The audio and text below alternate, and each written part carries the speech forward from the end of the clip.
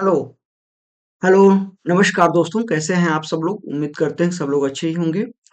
दोस्तों, आज हम एक ऐसे शख्सियत की थॉट्स को लेकर के उपस्थित हुए हैं जो अपने आप में अपने टाइम में इकोनॉमिक्स की दुनिया में पूरे इंटरनेशनल लेवल पे उनके इकोनॉमिक थॉट्स को प्रेफरेंस दिया जाता था, महत्व दिया जाता था, जिसको पूरे हमारे देश में भी अगर देखा जाए तो संसद टीवी ने उन पर सोच बनाए हैं, सोच किया है, बुक्स लिखी गई हैं उनके द्वारा भी और उन पर भी, उनके थॉट्स पे भी।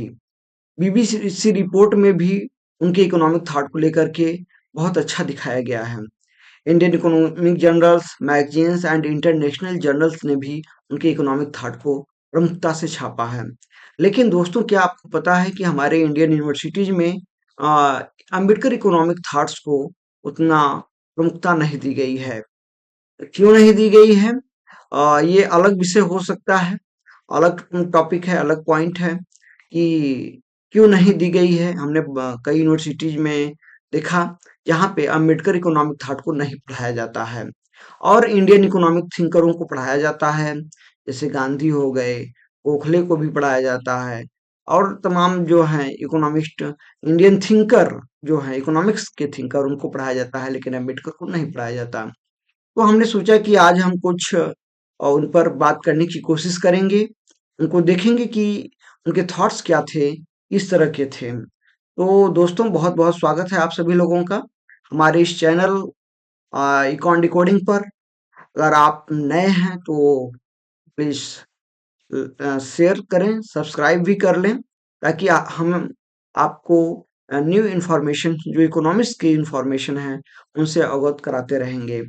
दोस्तों, माई सेल्फ अगर देखा जाए तो Arun Kumar, my self Arun Kumar, and qualification आप देख ही सकते हैं, and this is about me. तो हम आते हैं अपने जो मेन जिसको लेकर के हम उपस्थित हुए हैं उसे हम देखते हैं।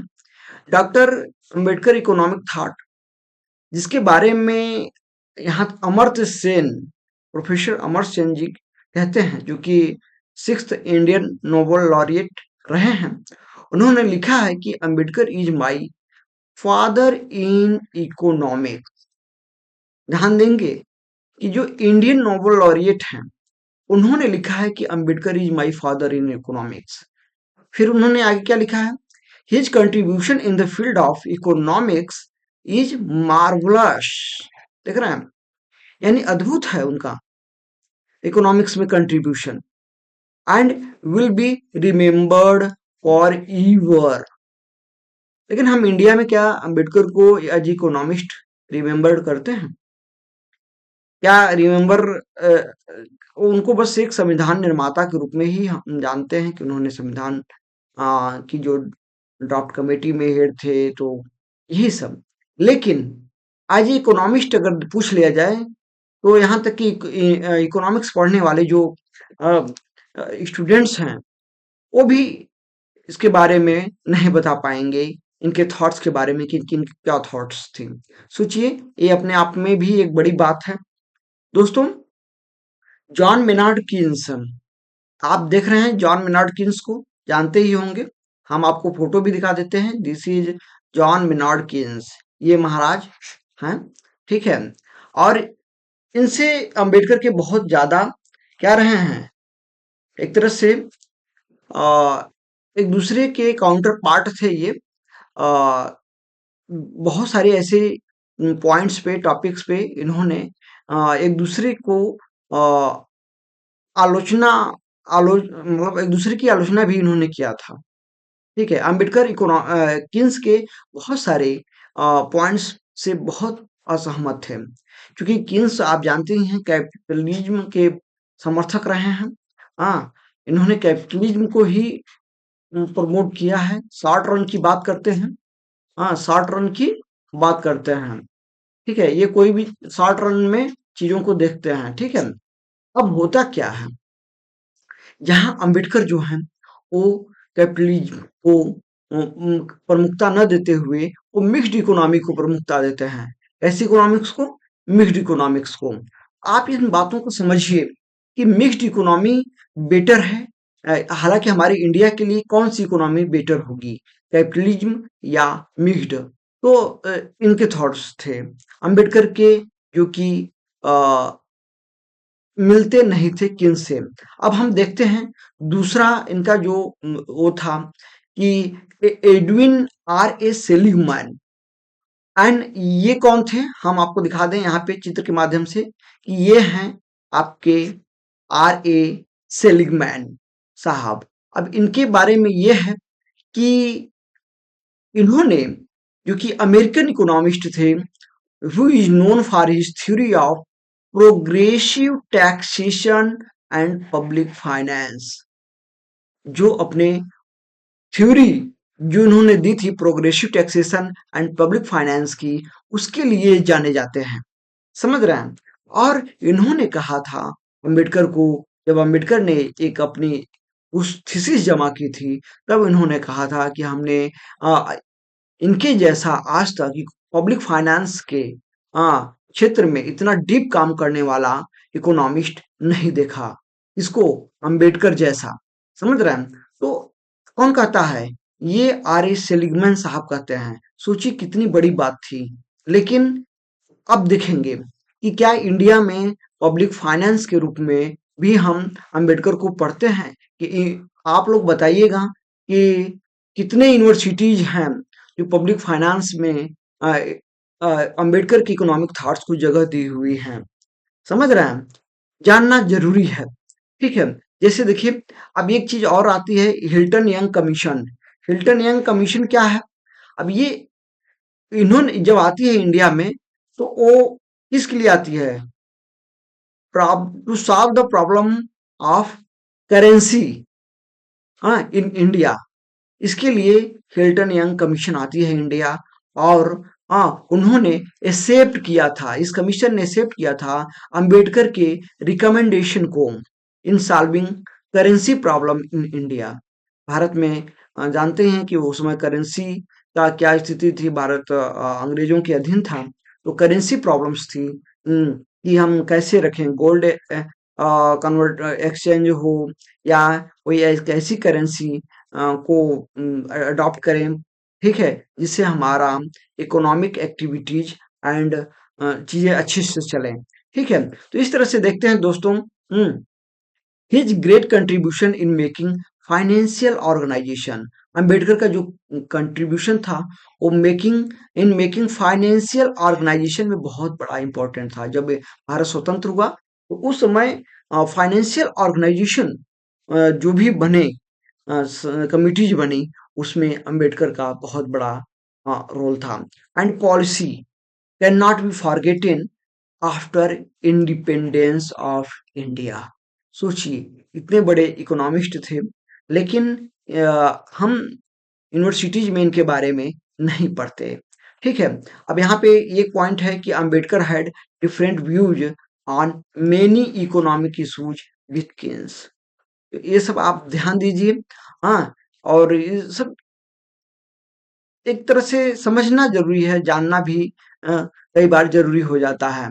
जैसे देखिए यहाँ पे लिखा है रिजर्व बैंक ऑफ इंडिया 1 अप्रैल 1935। ठीक है, फाउंडेशन डे। ठीक है, ये फाउंडेशन डे को पब्लिश हुआ था। कह रहा है क्या कि RBI was conceptualised as per the guidelines, working style and outlook presented by doctor B R Ambedkar in his book. सोचिए आरबीआई कॉन्सेप्चुअलाइज किया गया था। आरबीआई में जो नियम कानून बनाए गए हैं, जो भी गाइडलाइंस हैं या वर्किंग स्टाइल जो है आरबीआई का, वो एंड जो उसका आउटलुक है, वो सब प्रेजेंटेड किया गया था किसके द्वारा? डॉक्टर बी आर अंबेडकर के द्वारा। उनके बुक में उन्होंने जो दिया था। ठीक है, it was titled the problem of the rupee, its origin and its solution, and presented to the Hilton Young Commission. यानी जो उन्होंने एक बुक लिखी थी कि the problem of the rupee, its origin and its solution, ठीक है, वो प्रेजेंट किया गया था हिल्टन यंग कमीशन को। ठीक है, इसी में कहते हैं कि the bank was set up based on the recommendation of 1926 Royal Commission on Indian Currency and Finance, also known as the Hilton Young Commission. समझ रहे हैं? देखिए फिर आगे क्या लिखता है कि it was Doctor Ambedkar tireless efforts due to which the Reserve Bank of India came into existence.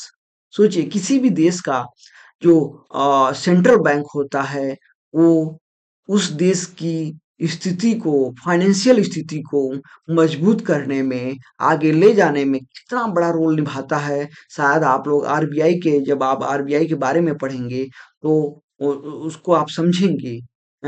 या फाइनेंशियल मार्केट में जब आप ये सेंट्रल बैंक्स के पढ़ेंगे कि क्या रोल होता है सेंट्रल बैंक्स का किसी भी कंट्री के डेवलपमेंट में, ग्रोथ में, तो आप समझेंगे कि आरबीआई का स्थापना जो हुआ था वो कितना महत्वपूर्ण योगदान दिया है भारत में, भारत को आगे ले जाने में, भारत को इकोनॉमिक ग्रोथ देने में, लोन्स जो होते हैं, जितने टर्म्स एंड बहुत सारी ऐसी बातें होती हैं जो कि आरबीआई तय करता है या सेंट्रल बैंक तय करता है, जिसके आधार पे कोई भी देश आगे बढ़ता है या आगे जाता है।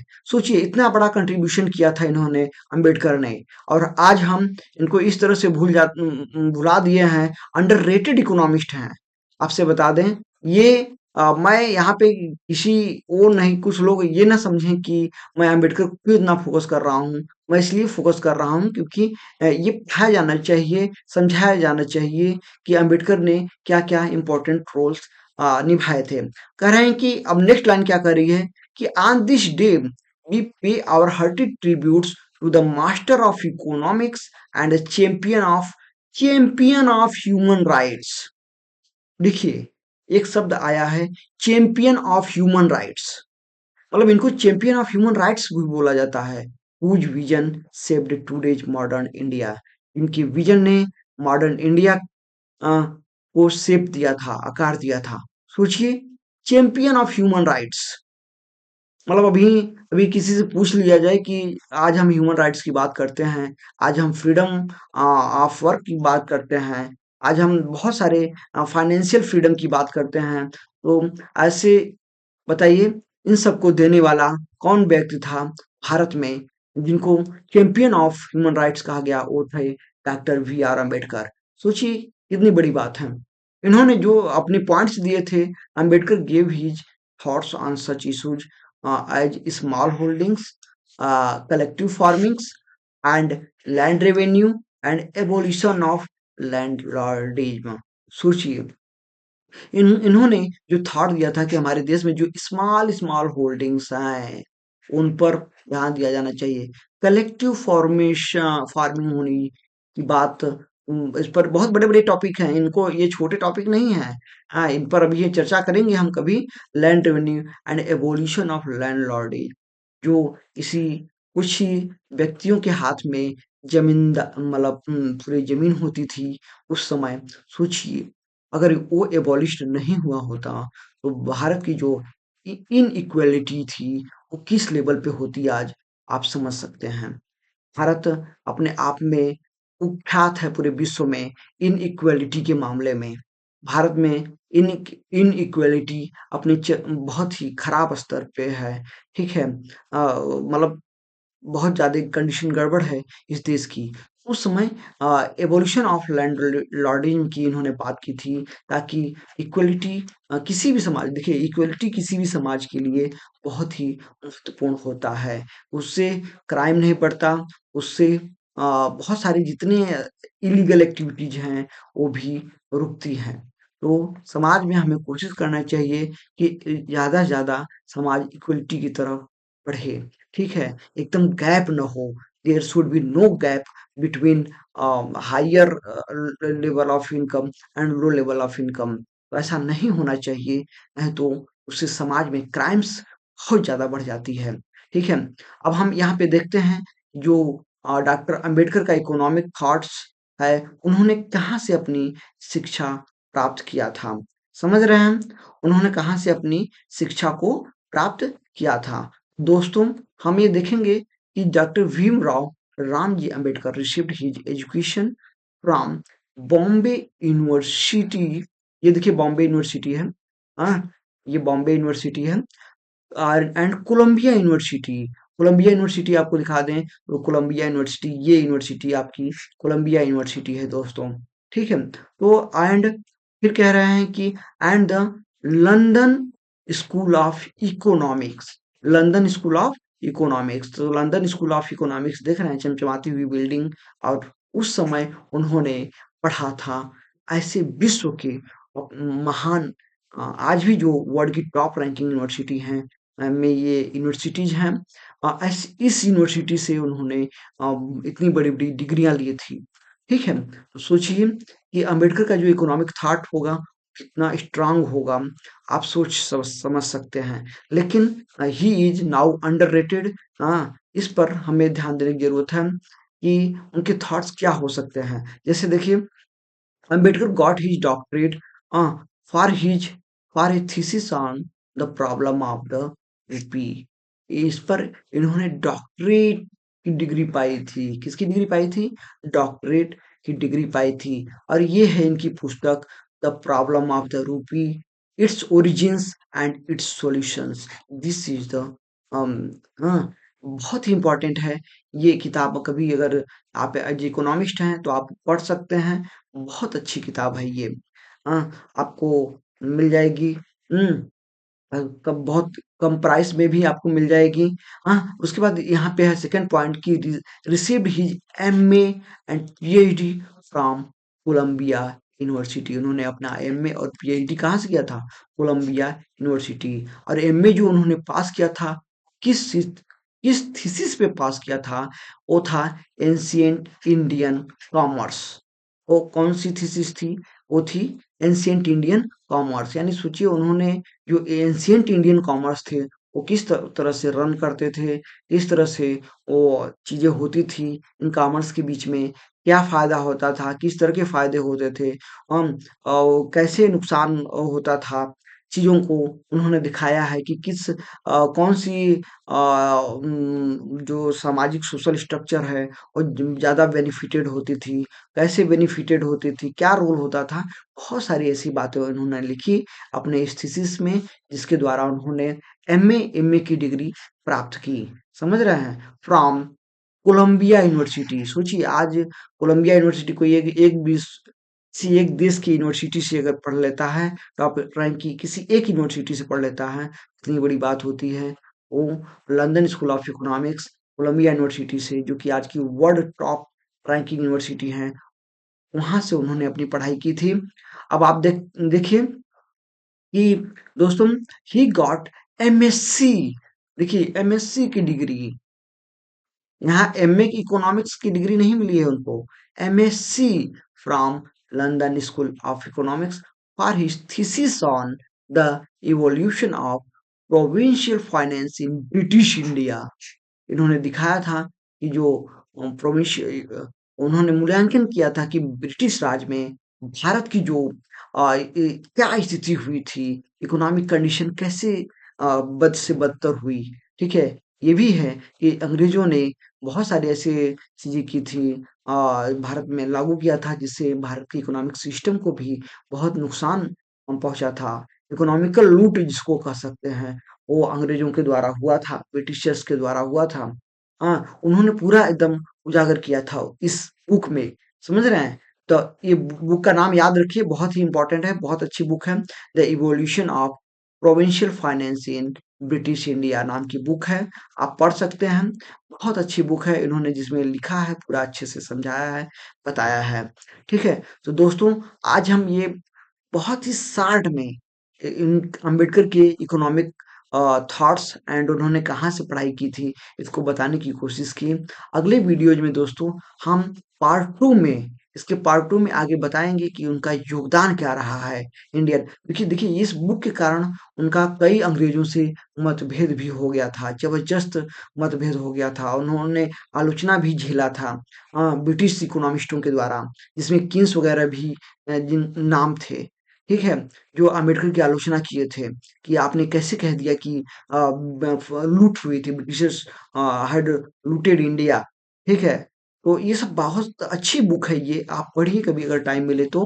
हाँ, ठीक है, इसी के साथ हम आज का ये वीडियो चूँकि लंबा होने जा रहा है, सो हम इसको यहीं पे स्टॉप करते हैं।